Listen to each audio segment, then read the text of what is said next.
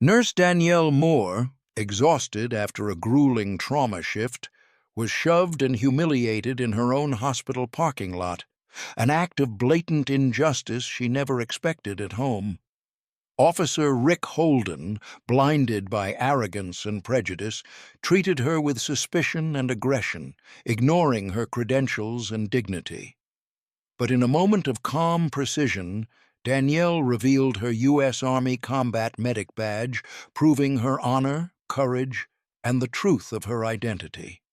And just wait to see how the stunned crowd and viral exposure turned the tables, delivering justice and leaving a powerful, unforgettable conclusion. The late afternoon sun baked the hospital parking lot, turning every car hood into a mirror of light. The air was thick with heat, the kind that made people impatient, short-tempered, and tired. For Danielle Moore, it was just another long day ending the way most of hers did, late, quiet, and heavy with the kind of fatigue that settles deep in your bones. She had just finished a 14-hour trauma shift, the kind where life and death pass by like seconds on a clock. Her scrubs were wrinkled and stained, her hair pulled back in a loose bun that had started falling hours ago. She carried a paper cup of coffee in one hand and a stack of patient forms in the other. Her hospital ID badge swayed from her neck, glinting in the fading light as she crossed the lot toward her car, a moment of peace after a day of chaos. The parking area was nearly empty, reserved for medical staff only. Danielle had parked there hundreds of times, but as she reached her car, a police cruiser turned sharply into the lot, its tires crunching over the gravel. The engine idled, low and steady, as if testing the air. Inside sat Officer Rick Holden, mid-40s, square jaw, pressed uniform, and a presence that demanded attention even when it wasn't deserved. He was there on routine patrol, or so he claimed. In truth, Holden had a reputation among the staff for being strict, the kind of man who believed authority meant control, not service. When he saw Danielle, his expression changed. Suspicion flickered where none was needed. He opened his door and stepped out, hand resting casually on his belt. "Ma'am, this area's restricted," he said, voice sharp and cold. Danielle turned, startled but polite. "I know," she replied, trying to keep her voice steady. "I'm a nurse here. Just finished my shift." She lifted her badge so he could see it, expecting the misunderstanding to dissolve. But Holden didn't look. His eyes lingered on her face instead, narrowing slightly. "You got any proof of that?" he asked, as though her badge wasn't already proof enough. "I just showed you," she said quietly, holding it closer. "Look, don't lie to me," he cut her off, stepping closer. His tone wasn't questioning anymore. It was accusing. Danielle's heartbeat quickened. "I'm not lying," she said, taking a half-step back, unsure of what was happening. The distance between them shrank fast. Holden's hand came up, palm out in warning. "You need to step away from that vehicle. Now." Confused, she stopped moving. "Officer, this is my car." But he didn't hear her, or chose not to. In one sudden motion, he reached out, grabbed her shoulder, and pushed her back against the side of the car. Her papers fluttered to the ground like white leaves, scattering across the asphalt. Her coffee cup slipped from her hand, spilling a brown trail down her blue scrubs. The metallic clang of the impact echoed across the empty lot. "Stop resisting!" Holden barked. Danielle froze, hands raised instinctively. She hadn't even moved. Her voice shook, not from fear but from shock. I'm not resisting." A small group of people near the hospital entrance stopped walking. Two nurses gasped. Someone fumbled for their phone. The murmur of confusion turned into silence, broken only by the hum of the idling cruiser. Holden's eyes darted around. He could feel the eyes on him now, but his posture didn't change. Danielle stood still, breathing hard, her dignity stripped bare in front of strangers. She wasn't afraid for her safety, not in the way some might be. What hurt more was why this was happening. She had spent years serving her country overseas, patching up soldiers under fire, staying calm when everything fell apart. And yet, here she was, treated like a trespasser outside the very hospital where she saved lives. In that suspended moment, time seemed to slow. The wind picked up just enough to rustle the fallen papers. The crowd's murmurs grew louder, phones angled toward the unfolding scene. Danielle looked into Holden's eyes, steady, unblinking, and said softly, "You're making a mistake." He didn't respond. His jaw tightened, his grip still hovering near his holster, as if her calm voice somehow made him more defensive. And for the first time in a long while, Danielle felt something she hadn't felt since her days in uniform: rage. Not the kind that burns hot and reckless, but the kind that sits deep, steady, and cold. She had seen many faces of injustice before, in war, in hospitals, in life. But this one was different. This one had her name on it. As the sun sank behind the hospital roof, the air around them thickened with tension. Every sound, the flutter of papers, the whisper of nurses, the distant beeping of an ambulance, seemed sharper, more deliberate. And Danielle Moore stood tall, her hands still raised, her voice quiet but resolute, as the eyes of strangers bore witness to something she never thought she'd live to see: a protector turning aggressor, and a healer being treated like a threat. She didn't yet know it, but the next few seconds would change everything. The air around the parking lot seemed to stop moving, as though the world itself was holding its breath. The hot Texas sun pressed down on the asphalt, and yet Danielle Moore felt a coldness spreading inside her, a numb, heavy ache that had nothing to do with temperature. She stood there, trembling not from fear, but from the injustice wrapping around her like a vice. The sting on her shoulder where Officer Holden had shoved her was fleeting. The sting of humiliation, however, would last much longer. Her voice broke through the silence, soft but desperate. "Officer, please. I'm a nurse here. Check my ID, please." The words came out half plea, half command, the kind of tone nurses use when trying to calm chaos. Holden's face twisted, his eyes narrowing. "You people always got an excuse," he muttered. It was only 3 words, yet they landed like a punch. "You people." Danielle's breath caught. She'd heard those words before, in passing, in whispers, in tones disguised as jokes. But here, in the open, under the searing sun and the watchful eyes of strangers, they echoed louder than any siren. A soft murmur rippled through the growing crowd. Someone whispered, "Did he just say?" Another lifted their phone higher. Others looked away, uneasy, unsure whether to watch or step in.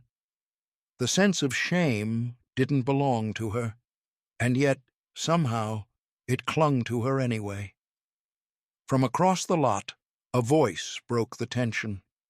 "Stop! Wait!"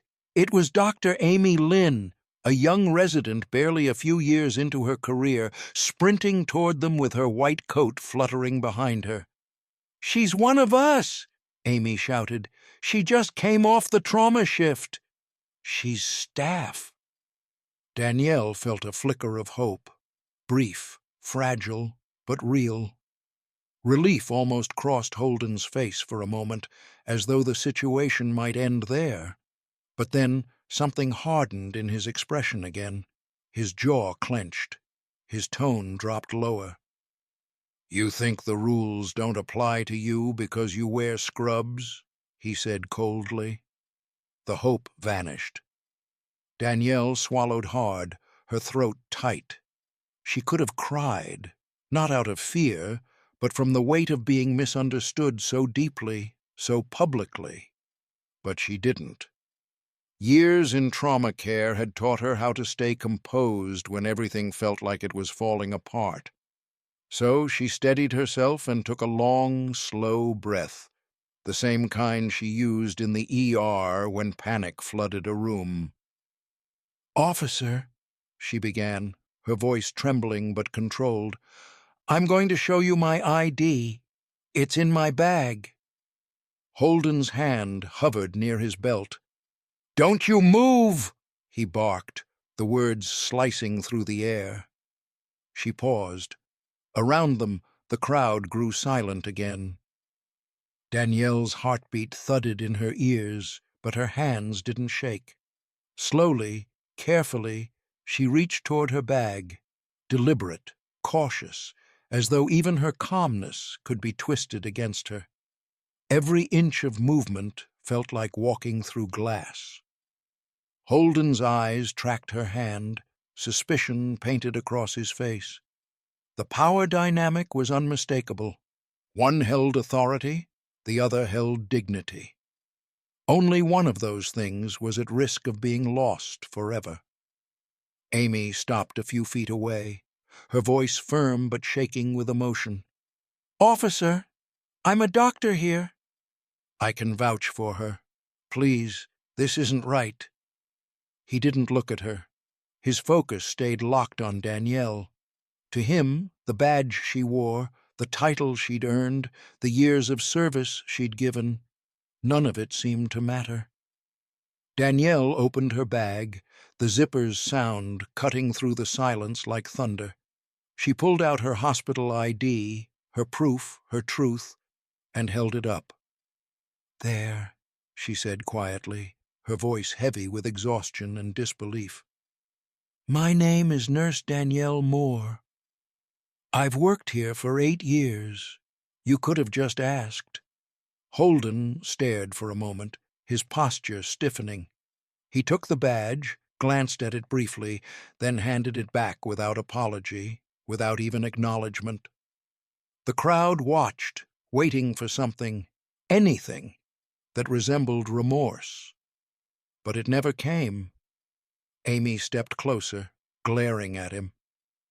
"You owe her an apology," she said, her voice cracking under the weight of anger and disbelief. Holden adjusted his belt. "Just doing my job," he muttered, before turning and walking away toward his cruiser. The sound of his footsteps faded into the hot stillness. The onlookers stayed frozen for a few moments longer, unsure what to say. Then, slowly, they began to disperse, whispers following them like shadows. Danielle stood still beside her car, coffee dripping from the door, papers scattered across the ground like fragments of her dignity. Amy knelt beside her, gathering the pages silently. Neither spoke for a long time. Finally, Danielle whispered, "He saw everything but the truth." Amy placed a gentle hand on her arm. "Everyone else saw it," she said softly, "and they won't forget." But as Danielle looked around at the retreating figures, she wasn't sure she believed that. The humiliation had sunk too deep, not just in her skin, but in her spirit. Because sometimes the deepest wounds aren't the ones you can treat with bandages and gauze. They're the ones that remind you, long after the moment has passed, how fragile respect can be, and how heavy silence can feel. The air in the parking lot hung heavy, thick with tension and the unspoken frustration of a crowd unsure how to respond. Danielle Moore's chest still burned with the indignity of the shove, But beneath it all, something else stirred. A sense of control she hadn't felt in minutes. Slowly, deliberately, she reached into her bag and retrieved a small black leather case. The motion was calm, precise, almost ceremonial, as if every movement was rehearsed in her mind long before this moment. She flipped it open. The sunlight caught the metallic gleam inside. Her U.S. Army Combat Medic badge, polished and unyielding, alongside her military ID. Every detail of the badge reflected years of service, sacrifice, and courage under fire. Danielle held it up, letting the metal catch the light, the weight of her history becoming visible in that simple gesture. Sergeant First Class Danielle Moore, U.S. Army Medical Corps. Retired, she said, her voice steady now, each word clear and sharp like glass breaking. You just assaulted a veteran and a licensed nurse on hospital grounds. The crowd went silent, the kind of silence that's thick and immediate, the sort that makes every onlooker hold their breath. Holden froze, his hand halfway toward his belt, unsure how to respond. His jaw slackened, the color draining from his face. Around them, murmurs rippled, and a few bystanders gasped audibly. Someone whispered, almost reverently, "Oh my God!" Danielle's gaze swept over the small crowd. Colleagues who had watched helplessly, strangers who had turned their phones into silent witnesses, and Amy Lynn, who had finally reached her side. The power that came from years of experience in life-and-death situations seemed to radiate from her. This was no longer just about papers on the ground or spilled coffee. This was about truth standing firm against arrogance. Dr. Lynn stepped forward, anger coiling in her voice, but tempered with authority. "Officer, you need to back off. Now. You just shoved a decorated veteran in front of witnesses and cameras." Her words were strong, but they were only echoes of Danielle's presence. Danielle didn't raise her voice. She didn't need to. Her quiet composure carried more weight than any badge or uniform. Every inch of her posture, straight spine, steady eyes, unflinching expression, radiated resolve. "You judged me before you even looked at me," she said, her eyes locking onto Holden's. "But I've treated soldiers braver than you'll ever be." The effect was immediate. Holden's gaze wavered, a flicker of uncertainty breaking through his practiced sternness. For the first time, he seemed less like an authority figure and more like a man caught off guard, confronted by a truth he hadn't expected. He muttered something about procedure, his words trailing into hesitation, as if the formal rules he clung to couldn't contain the situation anymore. Around them, the atmosphere shifted. The people who had gathered, many unsure of their own courage moments ago, now looked on with quiet awe. Their phones lowered, their whispers stopped. The sheer presence of Danielle, a nurse and veteran, standing calm and unyielding, changed the energy of the space.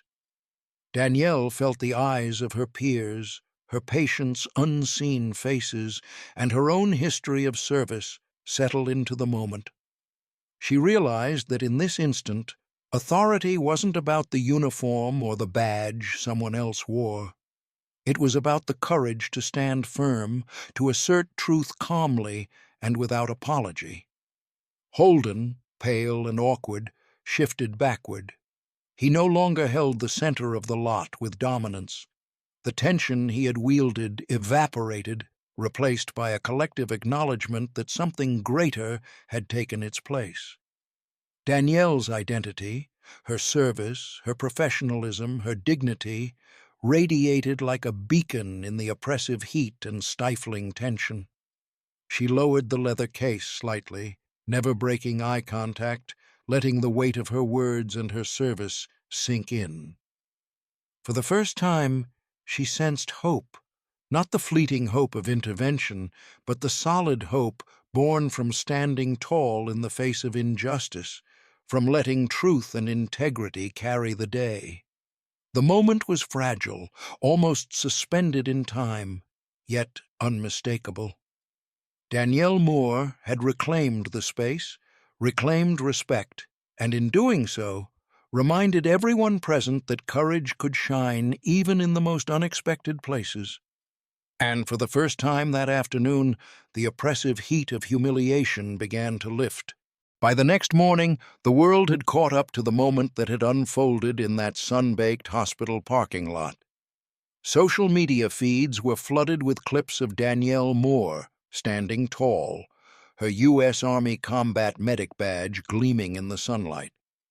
The video had gone viral almost instantly, shared and reshared millions of times, each post carrying a headline more emphatic than the last. Racist cop shoves black nurse, instantly regrets it. Heroic veteran nurse stands her ground against misconduct. Viewers across the country reacted with shock, outrage, and admiration. News outlets picked up the story. Anchors replayed the moment Danielle revealed her military credentials, her calm, unwavering composure making the confrontation almost cinematic. Interviews with witnesses were saturated with awe and disbelief. Nurses, patients, and hospital staff recounting how quickly a simple misunderstanding had escalated into something that revealed the deep-seated biases lingering in everyday life. The hospital released a statement standing firmly behind Danielle. "We recognize the courage and professionalism demonstrated by Nurse Danielle Moore under duress," the statement read. "Our staff should never fear for their safety or dignity while performing their duties." Public response was immediate, supportive, and unwavering, amplifying Danielle's example of calm resilience and integrity. The police department faced intense scrutiny. Officer Holden was suspended pending an internal review, the pressure of public accountability bearing down on him in a way he had never anticipated. Eventually, a public apology was issued. It was formal, carefully scripted, lacking the warmth of genuine contrition. Too little, too late. But Danielle didn't dwell on it. She hadn't entered the confrontation seeking apologies. She had already won something far more substantial: the undeniable recognition of her courage and dignity, witnessed by countless eyes and captured forever on camera. Even with the world watching, Danielle returned to her life quietly, refusing to let the incident define her by anger or resentment. That evening, she accepted an invitation to speak at a community event for young nursing students, a gathering of those just beginning to navigate the weight of responsibility and care. She stepped onto the stage, dressed simply in her scrubs, her military pin glinting subtly in the light, a symbol of perseverance, service, and honor. The room fell silent as she began to speak, her voice measured and calm, carrying the weight of experience without a trace of bitterness. "You can't control how others see you," she said, her eyes sweeping the room. "But you can control how you stand when they try to break you." Her words struck a chord deeper than any applause ever could.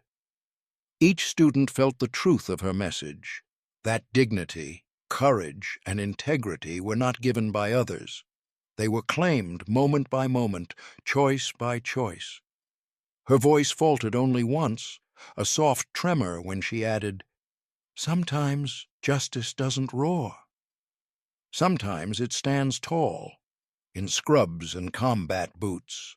The metaphor resonated, a living testament to a life of service that refused to bow to intimidation or injustice. Questions followed, and she answered them not with stories of rage, but with lessons of resilience. She spoke of the countless soldiers she had treated, the patients she had comforted, and the power of maintaining composure when chaos threatened to consume everything. Each anecdote reinforced the same message. Strength is not always loud. Sometimes it is quiet, precise, and unwavering. By the end of the evening, the young nurses left not just inspired, but empowered. They carried Danielle's story with them as a reminder that integrity could be a shield against injustice, that courage could take many forms, and that even the smallest gestures, standing firm, speaking truth, could ripple far beyond the immediate moment. Danielle stepped off the stage, tired but at peace. Outside, the city lights reflected off the pavement like stars, echoing the brilliance of the quiet victory she had achieved. Her story was no longer only hers. It belonged to every nurse, every veteran, every person who had ever been judged before being truly seen. And in that moment, the strength of quiet defiance shone brighter than any badge, uniform, or public recognition. It was the triumph of a woman who had transformed humiliation into honor, and her courage would linger in the hearts of those who witnessed it, inspiring generations to stand tall, no matter the odds.